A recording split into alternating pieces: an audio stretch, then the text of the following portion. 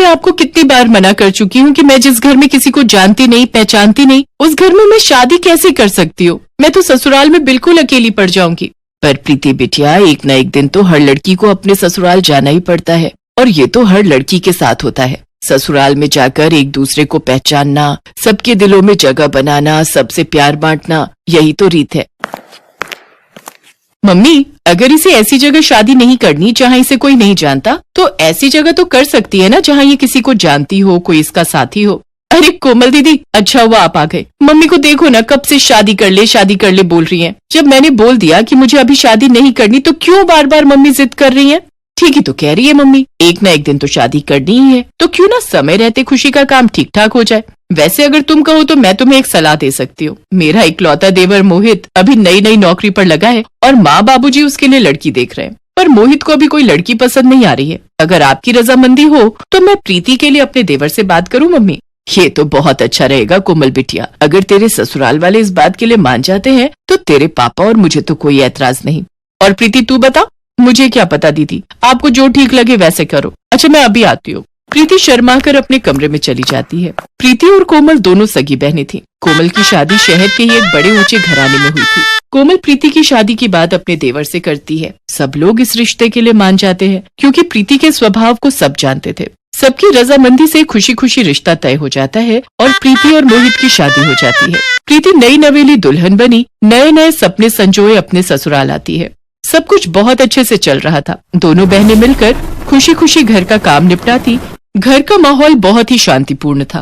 पर कहते हैं ना, जहाँ 4 बर्तन होते हैं वो कभी न कभी बज ही जाते हैं। कोमल की सास प्रीति के स्वभाव से बहुत खुश थी। एक दिन सास का एकादशी का व्रत था। कोमल थोड़ी देर से सोकर उठी, इसलिए प्रीति ने सास के लिए फलाहार की कई सारी चीजें बना डाली। ये देखकर सास बहुत खुश हुई। प्रीति बहू, मैं तो धन्य हो गई जो तुम जैसी बहू ऊपर वाले ने मुझे दी। मेरी दोनों बहुएं लाखों में एक है। वैसे तुमने तो फलाहार की इतनी सारी चीजें बना डाली, मेरा तो पेट अच्छे से भर गया।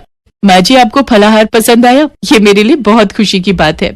अपनी सास की प्रशंसा की हकदार पहले अकेली कोमल हुआ करती थी, पर अब सास का प्यार बढ़ गया था। प्रीति की तारीफ सुनकर कोमल को अपनी बहन से थोड़ी ईर्ष्या होने लगी, इसलिए उसके व्यवहार में बदलाव आने लगा। कोमल दीदी देखना, मैं कढ़ी बना रही थी। पकौड़ों के लिए इतना बेसन काफी रहेगा ना? देखो प्रीति, अब तुम मेरी छोटी बहन नहीं हो, तुम मेरी देवरानी हो, इसलिए घर की जिम्मेदारियां सीख जाओ। अब हर समय मैं तुम्हें थोड़ी बताती रहूंगी कि क्या सही है और क्या गलत है। खुद भी तो बनाना सीखो, और वैसे भी मुझे बहुत सारे काम है। आज से पहले कोमल ने प्रीति से कभी ऐसे बात नहीं की थी, पर प्रीति इस बात पर ध्यान नहीं देती। अब तो कोमल अक्सर प्रीति को नीचा दिखाने की भी कोई कसर नहीं छोड़ती थी। एक दिन प्रीति ने गलती से दाल में देसी घी के तड़के की जगह तेल का तड़का लगा दिया, जिस पर कोमल उसे टोकने लगी। प्रीति, तुम्हें पता है ना कि माँ जी को देसी घी के तड़के वाली ही दाल पसंद है, फिर तुमने तेल का तड़का क्यों लगा दिया? दीदी, वो देसी घी मुझे मिल ही नहीं रहा था। मैंने पूरी रसोई में देखा, इसलिए मैंने तेल का तड़का लगा दिया। 6 महीने तुम्हारी शादी को हो गए हैं, कब तक मैं ही रसोई के सामान की देखभाल करती रहूंगी? तुम्हें भी तो देखना चाहिए। देसी घी हमेशा भंडार घर में रखा होता है, एक बार वहाँ जाकर देख लेती, कम से कम ये गलती तो ना होती। एक बात कान खोलकर सुन लो, यहाँ तुम मेरी बहन नहीं देवरानी हो। कभी ये सोचो कि दीदी दीदी करके तुम मेरी मदद लेकर घर में सबकी तरफदारी बटोरती रहोगी और मैं चुपचाप देखती रहूंगी। कोई बात नहीं कोमल बहू, इस पर इतना गुस्सा होने वाली क्या बात है? कभी कभी देसी घी ना हो तो तेल के तड़के वाली दाल खाने में मुझे कोई परेशानी नहीं है। और वैसे भी तेल के तड़के में भी दाल बड़ी स्वादिष्ट लग रही है। मुझे प्रीति ने ऊपर से सफेद मक्खन डाल कर दिया था, और मखनी दाल तो मक्खन डालकर वैसे ही बहुत स्वादिष्ट हो जाती है। प्रीति की तरफदारी करती अपनी सास को देखकर कोमल गुस्से से भर जाती है और पैर पटकती हुई अपने कमरे में चली जाती है। कोमल ने प्रीति से बात करना भी बंद कर दिया था। इस वजह से प्रीति का मन बहुत परेशान रहता था। कोमल की आंखों पर तो जलन की पट्टी बंधी हुई थी। एक दिन, क्या हुआ कोमल, तबीयत तो ठीक है? आज सुबह से ही सो रही हो। अरे तुम्हें तो बहुत तेज बुखार है। माँ जी, मेरा सिर दर्द से फट रहा है, बड़ी घबराहट भी हो रही है। प्रीति बहू, जल्दी आओ, देखो कोमल बहू बुखार से तप रही है और इसने किसी को कुछ नहीं बताया। सूरज भी शहर से बाहर गया हुआ है। कोमल दीदी, आपने मुझे बताया क्यों नहीं? घबराओ नहीं, मैं अभी मोहित को फोन करती हूँ, वो ऑफिस नहीं पहुंचे होंगे, रास्ते में ही होंगे। हेलो मोहित, आप तुरंत घर आ जाओ, दीदी की तबीयत ठीक नहीं है, वो बुखार से तप रही है, मुझे तो बहुत घबराहट हो रही है। घबराओ नहीं प्रीति, मैं अभी आता हूँ, चिंता मत करो। प्रीति दीदी दीदी करके रोना शुरू कर देती है। इतनी देर में मोहित घर आ जाता है। वो लोग कोमल को लेकर अस्पताल पहुंचते हैं। कोमल का बुखार सिर पर चढ़ गया था। प्रीति अपने मम्मी पापा को भी फोन कर देती है। वो लोग भी अस्पताल पहुंचते हैं। प्रीति रो रो कर डॉक्टर से अपनी दीदी को ठीक करने की बात कह रही थी। डॉक्टर साहब मेरी दीदी ठीक हो जाएगी ना? प्लीज आप उनका अच्छे से इलाज कीजिए, मेरी दीदी को ठीक कर दीजिए डॉक्टर। एक हफ्ते बाद कोमल की तबीयत में सुधार आता है और उसे हॉस्पिटल से छुट्टी मिल जाती है। प्रीति ने कोमल की अस्पताल में भी बहुत सेवा की और घर आने के बाद भी उसका बहुत ध्यान रखा। प्रीति अकेले ही घर का सारा काम निपटाती और साथ ही साथ कोमल की भी बहुत देखभाल करती थी। प्रीति की देखभाल से कोमल बहुत जल्दी ठीक हो गई। कोमल भी अपनी बहन प्रीति के सेवा भाव को देख रही थी। कोमल को अपनी गलती का एहसास कराने के लिए एक दिन उसकी सास बोली, प्रीति ने तुम्हारी कितनी सेवा की है बहू, भगवान ऐसी देवरानी सबको दे। अपनी सास के मुंह से ये शब्द सुनकर कोमल की आंखें भर आई। तभी प्रीति बोली, देवरानी नहीं बहन उमा जी, बहनों में तो ऐसे मनमुटाव चलते ही रहते हैं। जब हम छोटे थे तब भी तो हम झगड़ा करते थे, तब क्या हमारा रिश्ता खत्म हो गया? और कोमल दीदी, आपको क्या लगता है थोड़ी बहुत लड़ाई झगड़े से हमारा रिश्ता खत्म हो जाएगा? तो आप गलत हैं। मैं आज भी आपकी बहन हूँ, मैं कल भी आपकी बहन थी और आगे भी मैं आपकी बहन ही रहूंगी। देवरानी मुझे कभी मत समझना और ना कभी बोलना। प्रीति, मेरी प्यारी बहन। प्रीति और कोमल एक दूसरे के गले लग जाती हैं। सास की आंखें भी खुशी के आंसुओं से भर जाती हैं। आज दो देवरानी जेठानी नहीं बल्कि दो बहनों का मिलन हुआ था। अंजलि गांव की सीधी सादी लड़की है।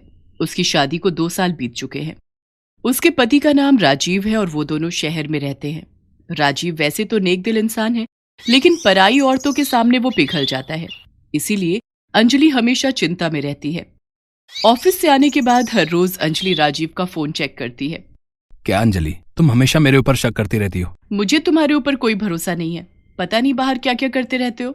अंजलि को हमेशा शक लगा रहता है। इसमें अंजलि की कोई गलती नहीं है। ऐसे ही दिन बीतते रहते हैं।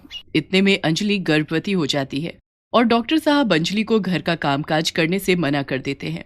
अंजलि राजीव से कहती है, डॉक्टर साहब ने तो मुझे कोई काम करने से ही मना कर दिया है, अब क्या होगा?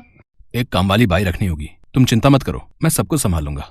राजीव काम वाली बाई की खोज करता है और 2 दिन बाद रूपा नाम की एक औरत घर पर चली आती है और कहती है, मैंने सुना है आप लोग काम वाली की तलाश में हो, मुझे रख लो, मैं बहुत अच्छा काम करती हूँ।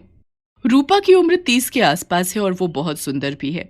रूपा को देखकर राजीव पिघल जाता है और कहता है, हाँ, हम तुम्हें रख सकते हैं, बिल्कुल रख सकते हैं। लेकिन अंजलि ने कहा, नहीं रुको, पहले जांच तो कर लेते हैं कि इसका घर कहाँ है, ये आई कहाँ से है। उसकी क्या जरूरत है अंजलि, अभी हमें काम वाली की जरूरत है, हम इसे रख लेते हैं। राजीव अंजलि की बात नहीं सुनता है और रूपा को काम पर रख लेता है। रूपा घर के कामों में लग जाती है, मगर उसके काम से अंजलि बिल्कुल खुश नहीं है। वो हर काम आधा अधूरा करती है और काम से ज्यादा समय सजने धजने में लगा देती है। राजीव तो बस रूपा को देखता ही रहता है। राजीव, अभी तक तुम तैयार नहीं हुए हो, आज ऑफिस नहीं जाओगे? नहीं अंजलि, आज अच्छा नहीं लग रहा है। अंजलि आराम करती रहती है और राजीव बैठकर पूरा दिन रूपा को देखता रहता है। अरे साहब, क्या देख रहे हो ऐसे? तुम्हें देख रहा हूँ रूपा, तुम कितनी सुंदर हो। ये सुनकर रूपा शर्मा जाती है और कहती है, ऐसे ना बोलो साहब, मालकिन सुन लेगी तो बवाल हो जाएगा। तो फिर आज रात को जब तेरी मालकिन सो जाएगी तब घर के बाहर चली आना, हम दोनों बहुत गप्पे लड़ाएंगे।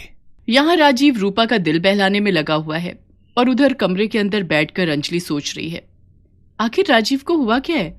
जो रोज ऑफिस जाने के लिए मरता था वो आज ऐसे ही घर पर क्यों बैठा है? कुछ तो गड़बड़ है। रात को अंजलि खाना खाकर सो जाती है। राजीव इसी के इंतजार में था। अंजलि के सोते ही राजीव घर के बाहर चला गया। रूपा भी चली आई और दोनों मिलकर बातें करने लगे। रूपा, तुम्हें पता है तुम्हारे बाल बिल्कुल रेशम जैसे हैं। ऐसा ना बोलो साहब, मुझे शर्म आती है। मैं सच बोल रहा हूँ, और तुम्हारी आंखें इतनी सुंदर हैं कि क्या बताऊं। और तभी अंजलि आ जाती है और दोनों को रंगे हाथों पकड़ लेती है। अच्छा, तो ये चल रहा है यहाँ पर? मैं सो क्या गई, तुम यहाँ काम वाली के साथ गप्पे लड़ा रहे हो? अंजलि को देखकर दोनों घबरा जाते हैं। रूपा डरी हुई आवाज में कहती है, अब नहीं मालकिन, मेरा कोई दोष नहीं है, साहब ने ही मुझे बुलाया था। अरे हाँ अंजलि, मैंने ही रूपा को बुलाया था। असल में रूपा के पिता की तबीयत बहुत खराब है, इसलिए सोचा था कि उसे कुछ पैसे दे दूं। ये लो रूपा, 2000 रुपए, अब जाओ यहाँ से। रूपा पैसे लेकर चली जाती है, लेकिन अंजलि का शक नहीं जाता। अगले दिन से अंजलि ने रूपा की निगरानी करनी शुरू कर दी। ये रूपा मुझे कुछ ठीक नहीं लग रही है और राजीव का तो कोई भरोसा ही नहीं है। ऐसे ही कुछ महीने बीत गए। इन महीनों में राजीव रूपा पर पूरे तरीके से फिदा हो गया। उसने रूपा की तनख्वाह भी बढ़ा दी। रूपा भी काम चोरी करने लगी। एक दिन अंजलि ने देखा कि उसके कमरे से उसकी घड़ी गायब है। अंजलि ने इधर उधर ढूंढा लेकिन घड़ी नहीं मिली। अंजलि ने कहा, घड़ी ऐसे तो गायब नहीं हो सकती, कल रूपा आई थी यहाँ, जरूर उसी ने ली होगी। उसके ऊपर मुझे पहले से ही डाउट था। अंजलि की बात सुनकर राजीव ने कहा, अरे नहीं अंजलि, रूपा इतनी बुरी भी नहीं है, तुम्हारी घड़ी कहीं गिर गई होगी। राजीव मानने को राजी ही नहीं कि रूपा ऐसा कर सकती है। उसके बाद से हर 2 दिन में घर से कुछ न कुछ गायब होने लगा। मगर राजीव ने रूपा को काम से नहीं निकाला क्योंकि वो तो रूपा से प्यार कर बैठा था। अंजलि ने सोचा कि कुछ तो करना ही पड़ेगा और इसके कुछ ही दिनों बाद अंजलि अपना पेट पकड़कर बैठ गई और जोर जोर से चिल्लाने लगी, आह, दर्द हो रहा है, पेट में बहुत दर्द हो रहा है। राजीव और रूपा दौड़ कर आए। राजीव ने अंजलि को अस्पताल ले जाने के लिए गाड़ी बुलाई और रूपा के हाथ में घर की चाबी देकर राहुल अंजलि को लेकर निकल पड़ा अस्पताल की तरफ। कुछ देर बाद अंजलि ने चिल्लाना बंद कर दिया और कहा, पेट दर्द ठीक हो गया राजीव, चलो अब घर वापस चलते हैं। लेकिन अभी तो तुम दर्द से तड़प रही थी। हाँ, मगर अब मैं ठीक हूँ, अब चलो घर वापस। ड्राइवर ने गाड़ी घुमा ली। घर के सामने पहुंचते ही अंजलि ने देखा कि घर का दरवाजा खुला हुआ है। अंजलि राजीव के साथ घर के अंदर घुस गई और उसके बाद जो हुआ वो राजीव ने कभी सोचा भी नहीं था। उन दोनों ने देखा कि रूपा घर का सारा सामान इकट्ठा करके एक पोटली में बांध रही है। दोनों को देखकर रूपा चौंक गई। अरे आप दोनों तो अस्पताल जाने वाले थे। मैंने पेट दर्द का नाटक किया था, मुझे पता था कि तुम एक चोर हो, इसीलिए मुझे ये नाटक करना पड़ा। छी रूपा छी, मुझे तुमसे ये उम्मीद नहीं थी। राजीव, पुलिस बुलाओ। रूपा अंजलि के पैर पकड़कर रोने लगी। मुझे माफ कर दो मालकिन, मुझसे गलती हो गई। मगर अंजलि ने एक भी बात नहीं सुनी। कुछ देर बाद पुलिस आ गई और रूपा को अरेस्ट करके ले गई। अंजलि ने राजीव से कहा, देखो राजीव, बीवी के अलावा और कोई सगा नहीं होता। राजीव ने अंजलि से माफी मांग ली। मुझे माफ कर दो अंजलि, आज मुझे समझ में आ गया है कि इस दुनिया में अगर कोई मुझसे सबसे ज्यादा प्यार करता है तो वो तुम हो। आज से मैं किसी भी औरत को आंख उठाकर भी नहीं देखूंगा। राजीव सुधर गया और इसके बाद से उसने और किसी औरत से बात भी नहीं की। कुछ महीनों बाद दोनों को एक बेटा हुआ और सभी खुशी खुशी रहने लगे।